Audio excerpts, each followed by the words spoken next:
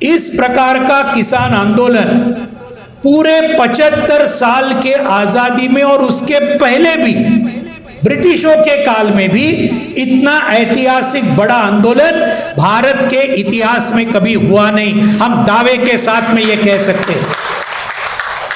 मैं आगे जाके कहूंगा, पूरे दुनिया में भी इतना बड़ा किसानों का आंदोलन, लाखों किसान एक साल से ज्यादा चला, पूरे दुनिया में भी ऐसा आंदोलन कहीं हुआ नहीं है। ये भी हम दावे के साथ कहेंगे कि ये किसान आंदोलन को भारत का मजदूर पूरा समर्थन देगा, और वो समर्थन एक साल तक उन्होंने पूरी तरीके से दिया। इस आंदोलन की विशेषता ये है, जिस दिन 26 नवंबर 2020 को ये किसान आंदोलन चलो दिल्ली से शुरुआत हुआ, उसी दिन 26 नवंबर को पूरे भारत के अंदर मजदूरों ने एक दिन के हड़ताल का कॉल दिया था। तो एक तरफ करोड़ों मजदूर हड़ताल पर और करोड़ों किसान रास्ते पर, 26 नवंबर को मजदूर किसान एकता के साथ इस आंदोलन की शुरुआत हुई।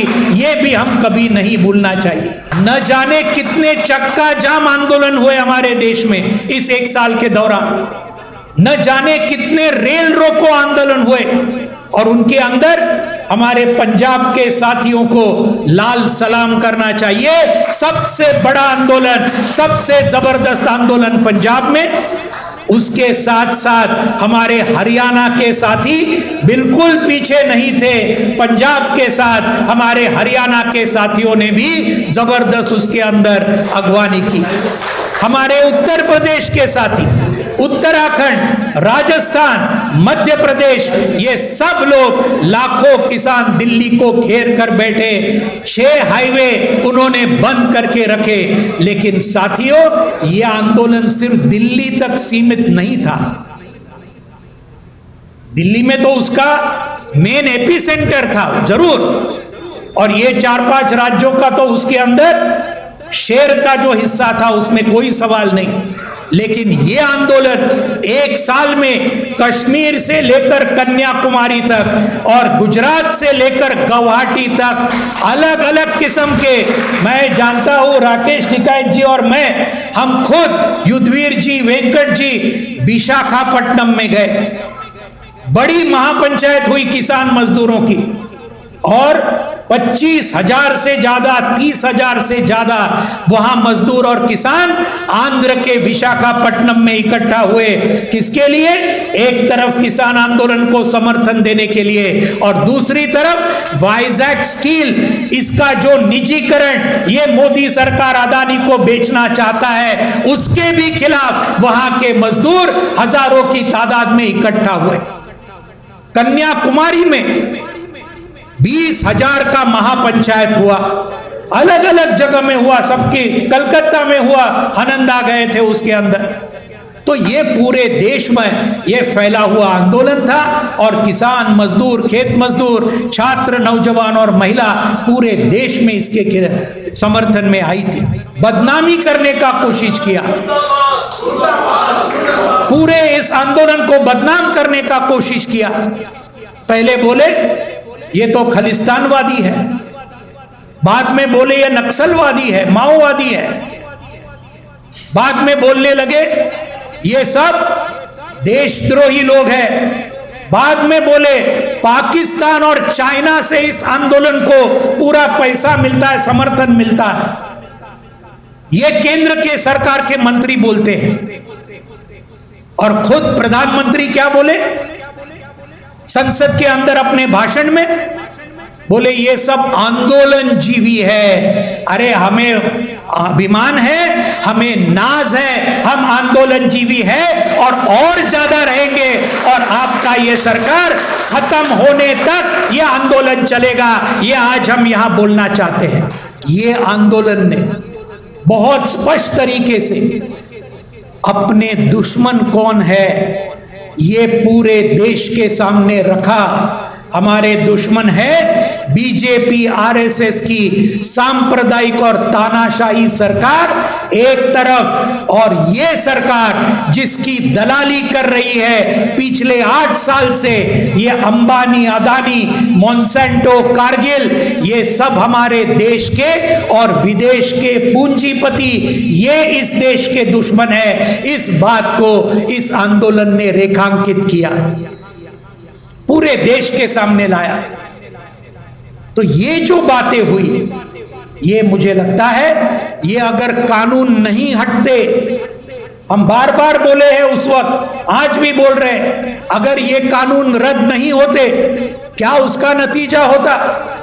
पूरा एमएसपी का व्यवस्था ये सरकार खत्म कर जाती, एमएसपी खत्म करती थी, सरकारी खरीद खत्म करती थी, और एक बार सरकारी खरीद अनाज की खत्म होती, हमारे देश की पूरी सार्वजनिक वितरण प्रणाली, राशन प्रणाली पूरी खत्म होती, और 81 करोड़ लोग जिनको अन्न सुरक्षा मिलती है, जिसका जिक्र अर्चना जी ने अपने भाषण में किया, ये पूरी अन्न सुरक्षा इस देश में खत्म हो जाती, पूरा बाजार अंबानी और अदानी के हाथ में चला जाता। ये था मोदी और शाह और मोहन भागवत के सरकार का उद्देश्य, और ये किसानों ने समझा, ये जनता ने समझा, और इसलिए यह आंदोलन फैला, और इसलिए ये 3 कानून रद्द हुए। एमएसपी जो भी है वो बच गई, सरकारी खरीद बच गई, हमारी राशन प्रणाली बच गई, क्योंकि ये कानून रद्द करने पड़े। इस सरकार को ये ध्यान में रखना चाहिए। साथियों, आंदोलन खत्म नहीं हुआ। राकेश जी ने बिल्कुल सही कहा, दर्शन पाल जी ने कहा, हमारे दूसरे साथियों ने कहा कि ये आंदोलन सिर्फ कानून रद्द हुए हैं, लेकिन 4 लाख किसानों ने पिछले 25 सालों में ये नव उदारवादी नीतियों के चलते 4 लाख किसानों को आत्महत्या करनी पड़ी है हमारे देश में। और उनमें से 1 लाख किसानों ने कब आत्महत्या की? मोदी सरकार के सिर्फ पिछले 8 सालों में, सिर्फ 8 सालों में 1 लाख लोगों ने, किसानों ने आत्महत्या की। आज खेत मजदूरों ने भी आत्महत्या करना शुरू किया, मजदूर आत्महत्या कर रहे, छात्र आत्महत्या कर रहे, नौजवान कर रहे क्योंकि नौकरी नहीं मिलती है। आज ये सब पूरा देश की हालत ये बहुत ही भयंकर हुई है, इस बात को हमने समझना चाहिए।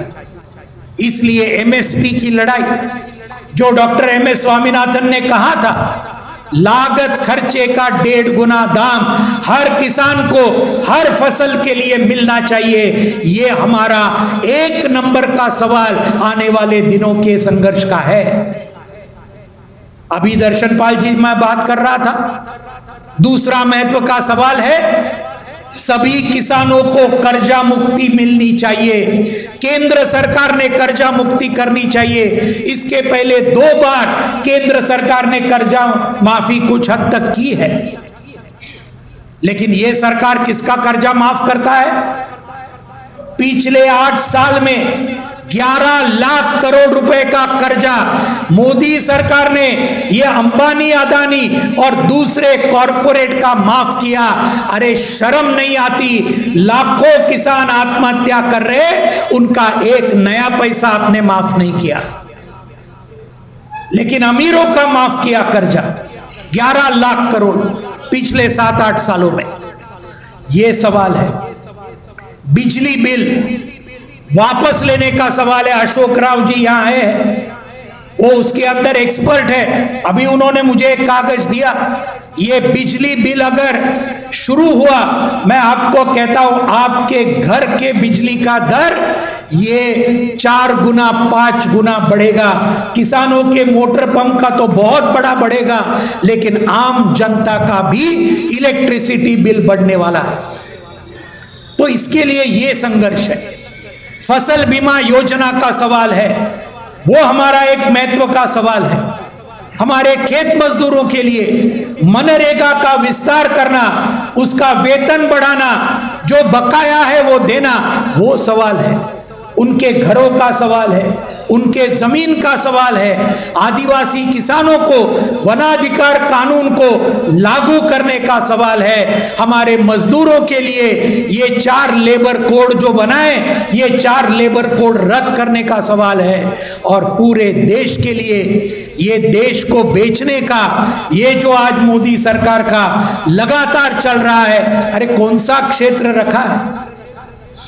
रेलवे बेच डाला, एयरलाइन बेच डाला, एयरपोर्ट बेच डाले, टेलीकॉम बेच डाला, बैंकों को अभी बेचने का शुरुआत किया, बीमा धंधे को बेचने का शुरुआत किया, इस्पात की फैक्ट्री बेचने का, कोयले का खदान बेचने का, ये सब शुरू किया। कल ही मेघालय के राज्यपाल सत्यपाल मलिक जी, उनका जरूर मैं जिक्र करना चाहता हूं, क्योंकि राज्यपाल होने के बावजूद हमारे किसान आंदोलन को 1 साल में उन्होंने लगातार समर्थन दिया, मोदी जी की आलोचना की और बोले ये किसानों को अगर ये कानून रद्द नहीं करोगे, कौन बोलते हैं? सत्यपाल मलिक उस वक्त मेघालय के राज्यपाल मोदी जी को उद्देश्य करके बोले अगर ये काम नहीं किया, ये किसान कभी भी वापस नहीं जाएंगे और समझो गए तो अगले 300 साल आपको कभी माफ नहीं करेंगे। ये बोलने वाले आज क्या बोलते हैं? कल ही उन्होंने स्टेटमेंट बोले एमएसपी क्यों नहीं दे रहे मोदी सरकार? बोलते इसलिए नहीं दे रहे हैं क्योंकि अदानी और अंबानी नहीं चाहते किसानों को एमएसपी का लाभ मिले। सीधा गवर्नर बोलते हैं।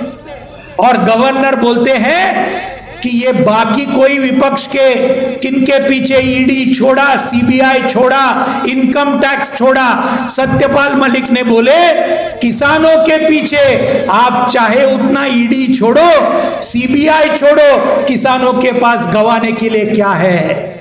ये बात हमको ध्यान में रखना चाहिए। और इसलिए आगे आने वाली लड़ाई ये हमको इन सवालों के ऊपर लेनी है, लेकिन सिर्फ इन सवालों के ऊपर नहीं। आखिरी मुद्दा कहता हूं, आज देश में सामाजिक अन्याय भी बहुत बढ़ रहा है। राजस्थान में हमने देखा इंदर मेघवाल को क्या हुआ। 8 साल का बच्चा, सवर्णों के पानी के हिस्से पानी पिया, इसलिए शिक्षक ने और दूसरे लोगों ने इतनी पिटाई की कि ये 7-8 साल का बच्चा राजस्थान में मर गया। आजादी के अमृत महोत्सव के साल में गुजरात में हमारी बिल्किस बानो, जिनका सामूहिक बलात्कार हुआ, 3 साल की बच्ची को खून करवा दिया। आज ये 15 अगस्त के दिन गुजरात का बीजेपी सरकार, मोदी सरकार के आशीर्वाद से ये खूनी लोग हैं, इनको रिहा किया 15 अगस्त के दिन। यानी दलित देखो, मुसलमान देखो, महिला देखो, आदिवासी देखो। मध्य प्रदेश में आपने देखा एक आदिवासी महिलाओं को जलाकर मार डाला जमीन के सवाल पर, आपने देखा होगा वो वीडियो। ये सब चीज के खिलाफ हमको लड़ना होगा। किसान आंदोलन या मजदूर आंदोलन या खेत मजदूर या किसी भी आंदोलन, सिर्फ हम हमारे सवालों के ऊपर लड़ेंगे, ये भूमिका रख के ये देश नहीं बचेगा। पूरे देश के सवालों को हमको लेना होगा, सामाजिक सवालों को लेना होगा, और उसके साथ सांप्रदायिकता के खिलाफ एक लगातार जबरदस्त अभियान पूरे देश में, हर गांव में, हर झोपड़ी में, हर झुग्गी में सांप्रदायिकता के खिलाफ जो ब्रिटिश राज कर रही थी, बांटो और राज करो, वही आज भाजपा की राज और ये अंबानी अदानी की राज कर रही है। लोगों को बांटो और राज करो, ये सब ध्यान में रखते हुए लोगों तक लेके जाना होगा। और ये जो एकता का संदेश कि हम सब मजदूर, किसान, खेत मजदूर, छात्र, नौजवान, हम एक है और एक होकर इस सरकार के खिलाफ, कॉरपोरेट के खिलाफ लड़ेंगे। इसको हमको आगे लेके जाना होगा। ये अगर होगा, दर्शन पाल जी ने जैसे कहा, हमारा मिशन 2024 का बनना चाहिए। 2024 में ये मोदी सरकार को हटाना, ये हमारा 1 नंबर का मकसद अगले 1.5 साल में पूरे आंदोलन का हमको बनाना होगा, क्योंकि ये जब तक नहीं हटेगा तब तक किसानों के सवाल हल नहीं होंगे, मजदूरों के सवाल हल नहीं होंगे, खेत मजदूरों के हल नहीं होंगे, छात्र, महिला और नौजवान, इनके सवाल हल नहीं होंगे, देश के सवाल हल नहीं होंगे। तो ये देश बेचने वाले सरकार को, ब्रिटिशों के जैसे देश बांटने वाले सरकार को हमको यहाँ से हकाल देना होगा। ये काम हमको जरूर करना होगा। यही शब्दों के साथ मैं मेरे चंद शब्द पूरे करता हूँ। धन्यवाद। इनकलाब जिंदाबाद।